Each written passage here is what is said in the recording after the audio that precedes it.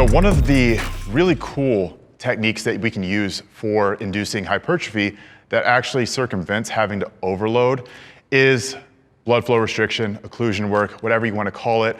The process of actually restricting venous flow out of a working muscle. So this is actually a technique that was devised in a hospital setting to prevent atrophy in bedridden patients, but someone thought it would be an awesome idea to make muscles bigger using this technique as well. So that's what we're gonna actually do, and that's how we're gonna actually implement this. But it's really important to figure out how to do it the right way, because there's a million ways to do this wrong and only really one way to do it correctly. So we're gonna try and go through that way right now, and I will demonstrate this using my arm, but also understand you can do this with your calves, you can do this with your thighs. Really the only thing that is required here is that you have some appendage that is away from your heart and that you can restrict that blood flow from coming back in. So if I'm wanting to do any kind of blood flow restriction on my arm, I'd first need some elastic band, some kind of elastic strap like this that I can cinch up and wrap around my upper arm, upper extremity. So let's just say that I want to occlude my bicep. I'm doing curls and I want to do this blood flow restriction on my bicep.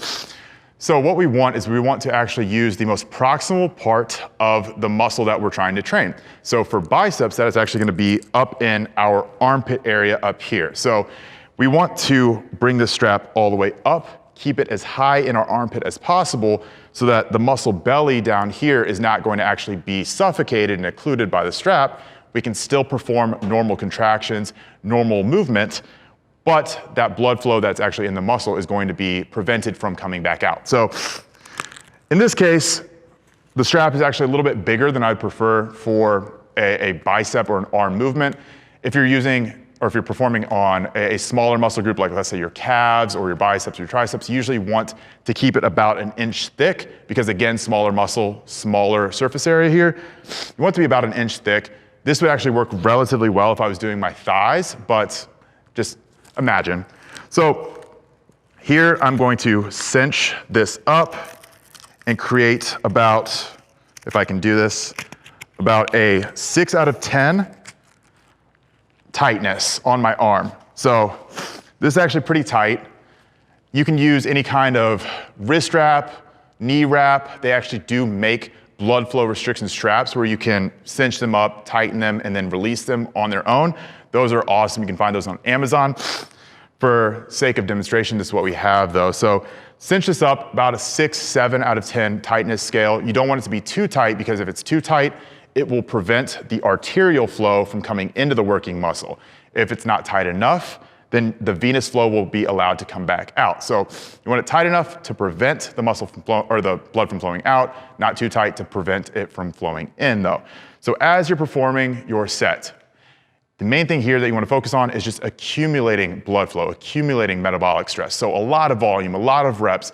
Load doesn't need to be very heavy. We're looking at like 20 to even 30% of your 1 rep max. So very, very, very light. And the benefit here is that it has to be that light to be able to actually get the most benefit, which is, again, maximal muscle density, muscle volume, muscle pump, all of that good stuff. Because you want that metabolic stress and the metabolites to accumulate in the muscle. That's what's actually gonna give you that hypertrophic benefit. So a couple different ways that we can go about doing this. I have often prescribed the timed set. So maybe you have a 5-minute AMRAP where you just try and get as much volume as you can in of a specific exercise in that time frame. That's a totally fine way of doing it. I'm pretty sure that the way that they use it in most hospital settings is 4 sets of 30 reps on the first set and then 15, 15, 15 on subsequent sets, all separated and spaced out by 30-second rest intervals. So again, a lot of reps, a lot of density in a very short amount of time. You're only going to be able to use 20 to 30% of your 1 rep max. But again, by the end of it, your muscle will probably be so pumped that you won't even be able to contract against your own body weight. So keep that in mind. So I will go ahead and release this. Imagine that I just did tons of volume, tons of reps, and now my muscle is absolutely engorged, massive, swollen, pumped, all the great things. So this is a technique that you want to use relatively sparingly. It's not something you want to use every week for 52 weeks a year because your body will adapt to it relatively quickly.